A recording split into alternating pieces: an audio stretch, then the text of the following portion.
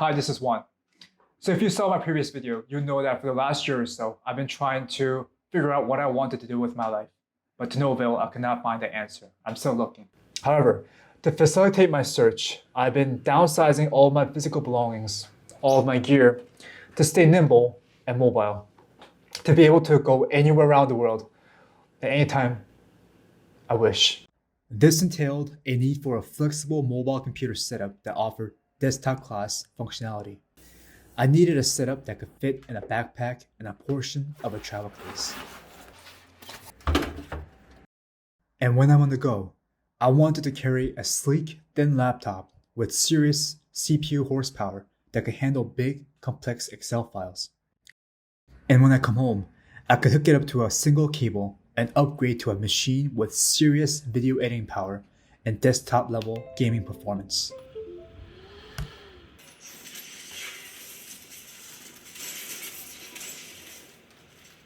And here is the ultimate setup that fulfills all of my tedious requirements. It's the MacBook Pro 16 inches paired with the 2080 Ti eGPU and the Asus XG17 AHP portable monitor. Let's take a closer look.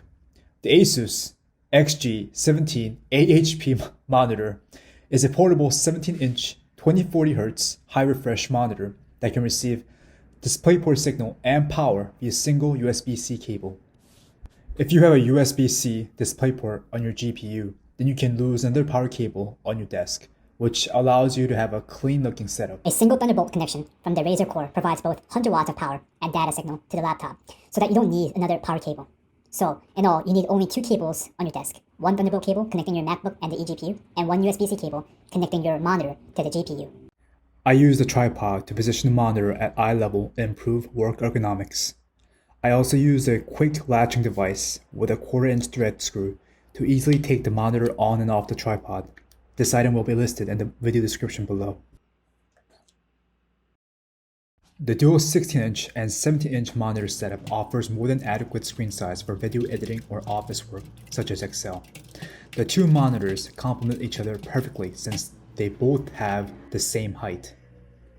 When gaming on the 17-inch monitor, I enjoyed the experience and I did not think that the monitor was too small. I was not squinting nor needed to put my eyes close to the monitor.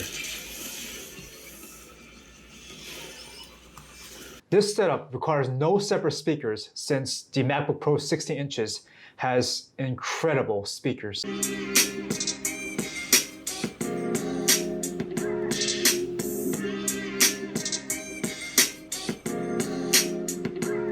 Now, before we get to the benchmark and frame rates, I would like to add that the Intel CPU within the MacBook Pro 16 inches has a special feature that was not available until the recently released 11th gen 44-watt Intel CPU.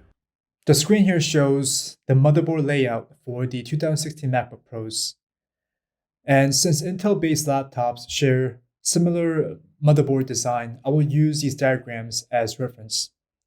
The right diagram is the motherboard layout design for the 13-inch MacBook Pro, and you can see that the PCI Express signal from the Thunderbolt controller here bypasses the PCH to get to the CPU. The PCH stands for Platform Controller Hub, and it's just an Intel-based motherboard chipset. A motherboard chipset manages the flow of data between components on the motherboard. It's the traffic controller between the CPU, GPU, RAM, storage, and peripherals. So when the PCI Express signal has to bypass the PCH to get to the CPU, it creates latency, which reduces performance, including gaming performance. All laptops from any brands that use Intel CPUs had such chipset design until the recently announced 11th gen Intel CPUs, which integrated the Thunderbolt controllers inside the CPUs themselves. There was one exception though. If you look at the left diagram of the 15-inch MacBook Pro, you can see that the PCI Express signal from the Thunderbolt controller goes straight to CPU for data processing, which improves latency and ultimately performance for gaming, etc. I'm pretty confident that the 15-inch MacBook Pros were the only laptops that directly connected PCI Express signals from the Thunderbolt controllers to the CPU.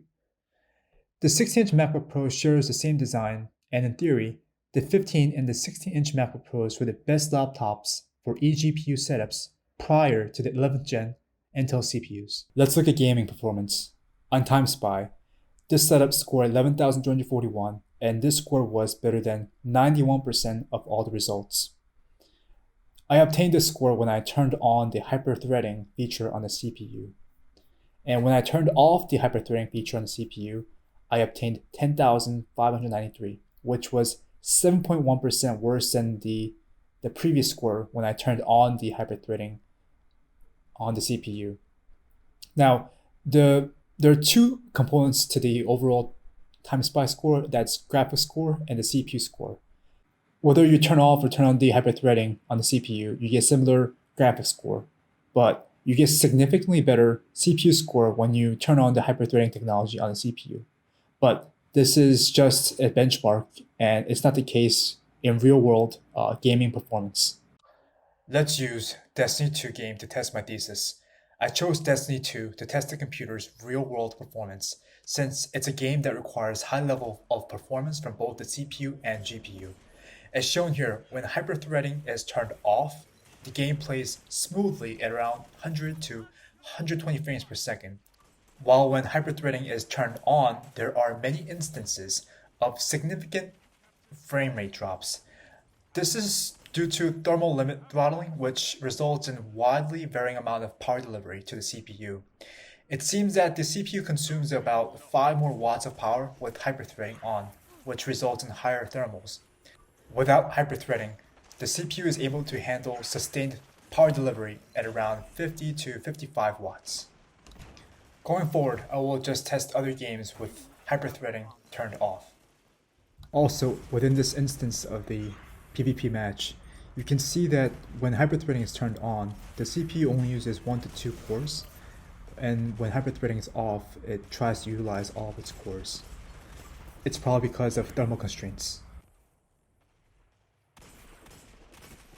The next game that I tested was PUBG. For this game, the graphics settings really didn't impact the frame rates. For each incremental upgrade in the graphics settings, it only costed you around 5 to 10 frame rates. What really impacted the frame rates was the number of polygons that the game was trying to render in one instance. For the next game, I tested Overwatch.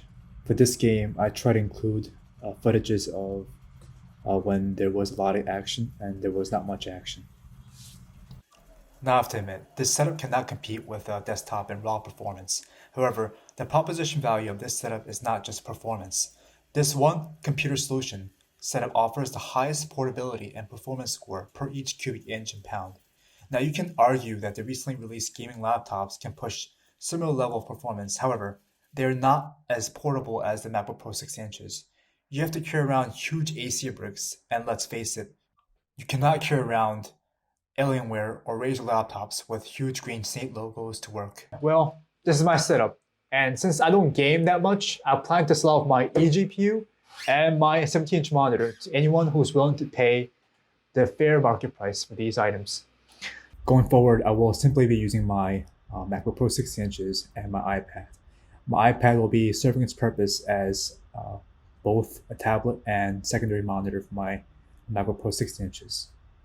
If you're like me and you don't know where you will be and where your life will take you in the near future, reducing your physical positions will take off a lot of burden from the back of your mind. Before selling off all my gear, I wanted to upload a video that could help people looking for the ultimate portable, flexible, no compromise laptop setup.